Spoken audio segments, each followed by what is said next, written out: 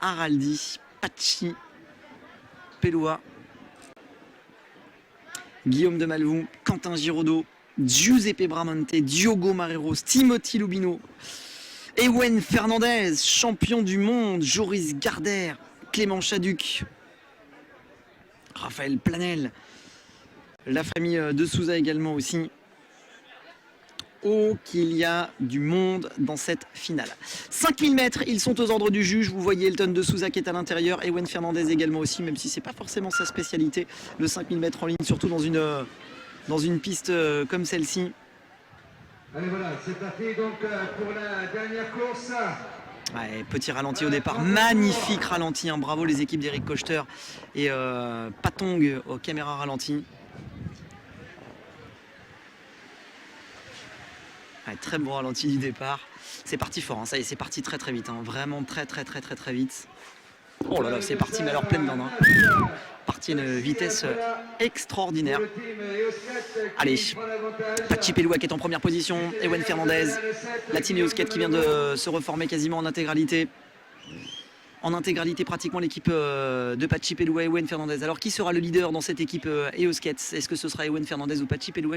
Peut-être un petit pari sur Pachi Pelloua quand même, qui est plus à l'aise dans l'exercice, même si Ewen Fernandez en deuxième position a l'air plutôt pas mal. Ça y est, on s'est reformé. Guillaume de Malvou qui va les rejoindre, Nolan Bediaf, le quatrième larron de cette équipe des Noirs et explosif boom de l'équipe EOSCAT. Ça va aller une vitesse folle, ce 5000 mètres. On va l'avaler en moins de 6 ou 7 minutes. Allez, bim, on fait un petit peu le ménage, et notamment Ewen Fernandez qui n'a pas hésité à jouer un petit peu des mains. Elton de Souza qui a réussi à se placer en troisième position, qui essaye de casser un petit peu la quadriplette, le quatuor des EOSCAT. Ah, ça va être dur, hein, pour Elton de Souza, que l'on voit en troisième position pour le moment. Elton qui va avoir vraiment beaucoup de boulot pour essayer d'aller chercher ces 4 garçons, parce qu'en plus ça patine bien, ça patine fort. C'est une équipe qui est homogène. Pachi Pelloua, Ewen Fernandez, Guillaume de Malvou ou encore Nolan Bedia. Je pense que presque individuellement chacun pourrait peut-être espérer l'emporter ici aux 3 pistes. Alors quand vous les associez tous ensemble dans la même équipe, et ben ça vous donne une finale absolument magnifique et de toute beauté. C'est déjà le cas, on est déjà en train de vivre un beau moment tactique, puisque regardez, pour les 3e et 4e places, on est déjà en train de se distribuer des bonnes tartes. Regardez-moi ça, on essaye de passer les Italiens qui essayent de se mettre un petit peu juste derrière l'équipe EOSCAT. On ne laisse de la place à personne, les Italiens qu'on ne laisse pas passer. Si vous pouviez voir encore à l'arrière du peloton, par l'intérieur, l'extérieur, regardez, ça rentre les mains, ça rentre les pieds, ça rentre le casque, même s'il le faut. C'est ça le trophée international des 3 pistes, et c'est ça qu'on aime sur cette piste de Pibrac. Il n'y a pas la place pour passer, et pourtant il faut réussir à se placer. Ils vont le faire pendant 5 bornes d'un placement instable, d'un placement sans cesse renouvelé. Hop là, les petites mains sur la hanche pour Elton de Souza, la rétro-poussette qui va bien aussi. On est passé par l'intérieur, on essaye de pousser. Tu es passé par là, bah, je repasserai par ici. Regardez, on n'a pas la place là-bas pour les Italiens. On essaye de rentrer. Ah non, il n'y a pas la place. Alors on essaie de passer juste devant. Bah, ça va être ça pendant 5 km pour essayer de se placer. Et ce sera du non-stop. Les Portugais, regardez-les, avec leur casque rouge en plein milieu. Diogo Marreiros et Martin Diaz qui essayent de se placer juste derrière les EOSCAT. Mais on ne les laisse surtout pas passer, parce que les 2 Italiens ont décidé eux aussi de marquer à la culotte le team EOSCAT qui sont en tête pour le moment et qui sont en train de faire le job.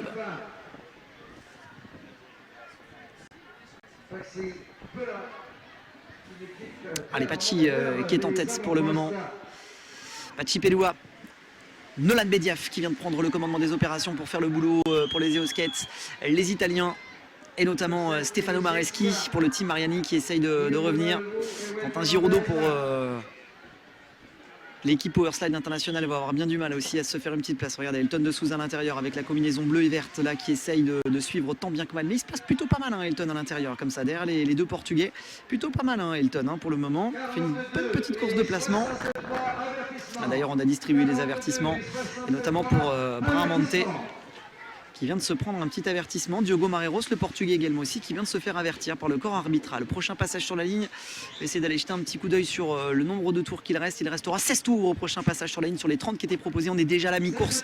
Mes amis, ça passe à une vitesse absolument folle ici. Ça y est, la team EOSCAT qui commence vraiment à envoyer un petit peu du gros devant, avec Guillaume de Malvoué qui a décidé de prendre le commandement des opérations en 2e position, Nolan Bediaf, Ewen Fernandez 3e, Pachi Pelloua qui est en 4e position. Les 2 Portugais qui sont en 5e et 6e position pour le moment avec leur casque rouge, Diogo Marreiros et Martin Diaz Mareros et Martin Diaz qui sont en 4e et 5e position, et les Italiens, et notamment Stefano Mareschi en 6e et 7e place, un petit peu plus au milieu, dans le ventre mou du peloton. Et hop là, qui va essayer de remonter à l'intérieur à la faveur d'une petite accélération espagnole, c'est notre ami Elton de Souza qui est juste derrière les deux Portugais. Voilà comment s'articule pour le moment cette course éminemment tactique, alors qu'au prochain passage sur la ligne, il restera 14 tours à couvrir. 13 tours. À quel tour de passe-passe? Vous voyez que les places sont chères. Allez, déjà 13 tours à ce passage sur la ligne avec Eos Kets qui est en train de faire le boulot pour le moment.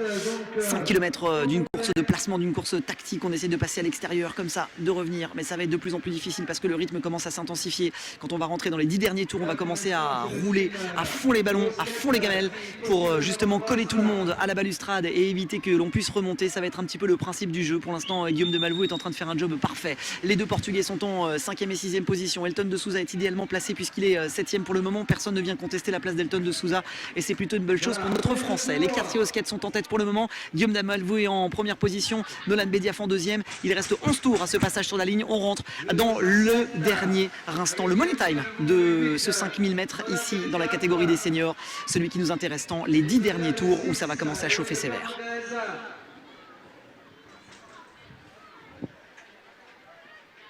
Allez, pour l'instant, les places aux avant-postes n'ont pas beaucoup changé.